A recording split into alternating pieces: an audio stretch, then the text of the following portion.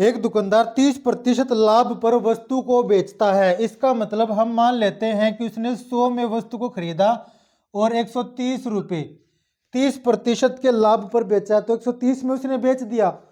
यहाँ हमने सीपी को 100 मान लिया, ठीक है, तो एसपी हो जाएगा हमारे पास 130।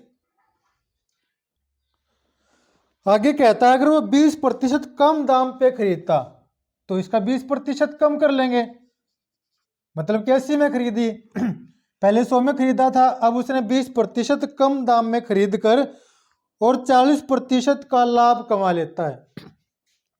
तो 80 पर 40% के लाभ का मतलब होता है कि वस्तु को इतने में बेचा, ठीक है, निकाल लेंगे। यहाँ 100 में खरीद कर 130 में बेच रहा था, यहाँ 80 में खरीद कर इतने में बेच रहा है, तो चेक कर लेंगे उसने कितने में वस्तु को बेचा है, ठीक है। यहाँ 14 अट्ठे आ जाता है हमारे पास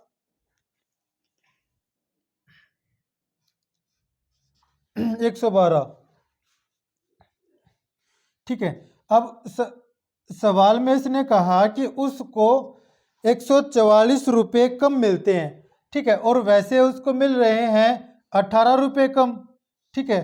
18 से 144 पे जाएंगे तो इसको 8 से गुना करना पड़ेगा, ठीक है। इसको 8 से गुना किया मतलब कि 1 यूनिट 8 के बराबर है, तो सीपी कितना हो जाएगा, सीपी हमारे पास हो जाएगा 800 रुपये। ये आंसर आ जाता है।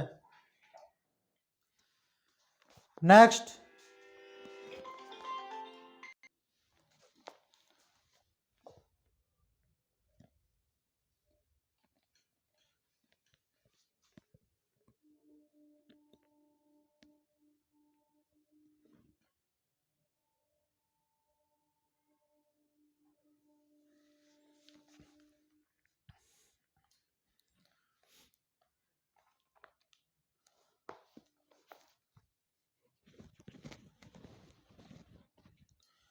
रमेश ने किसी सामान को 10% लाभ पर बेचा।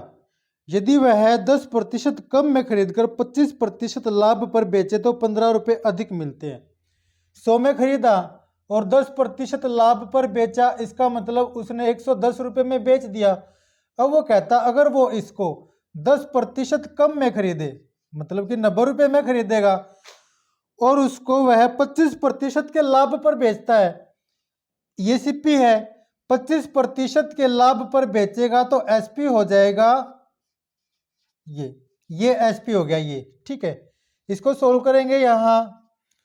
अच्छा, ये एसपी कैसे हो गया, 25% का अगर लाभ हो रहा हो तो बटे में 100 तो आएगा ही, ऊपर लिखेंगे 100 में 25 को ऐड करके। अगर लॉस पर बेच रहा है तो 100 में से उसको माइनस करके यहाँ लिख देंगे यहाँ पर, ठीक है। अब इसको सोल्व कर लेते हैं। देखो एक यहाँ पर मैं एक बात बताऊंगा आपको, जो 25% का जो फायदा होता है, या फिर अगर हमारे पास 125/100 आ जाता है, इसको सोल्व करने के बाद हमें मिलता है 5/4, ठीक है।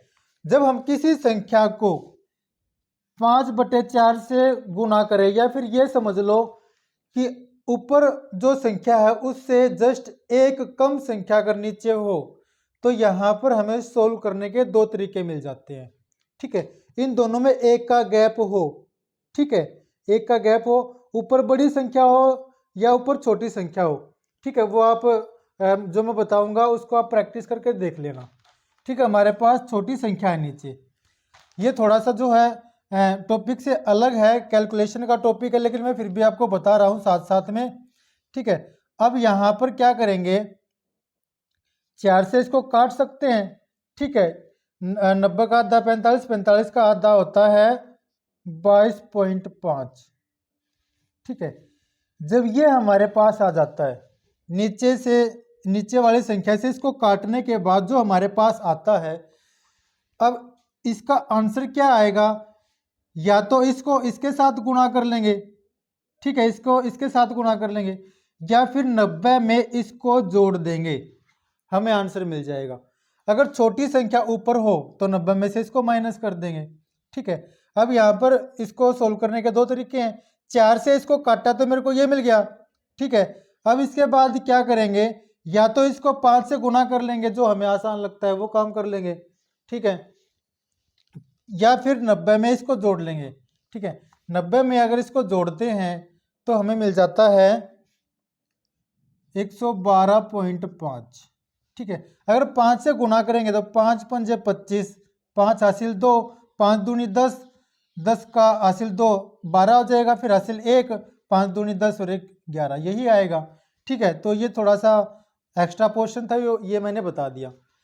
अब जब वस्तु को 100 में खरीद कर 110 में बेचा जाए या फिर 90 में खरीद कर इतने में बेचा जाए तो उसको सवाल के हिसाब से 15 रुपये ज़्यादा मिलते हैं, ठीक है, लेकिन हमें मिल रहे हैं 2.5 रुपये ज़्यादा, 2.5।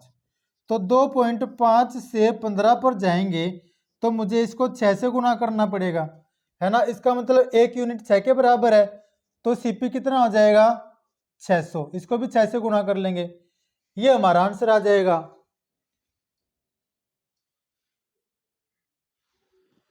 नेक्स्ट,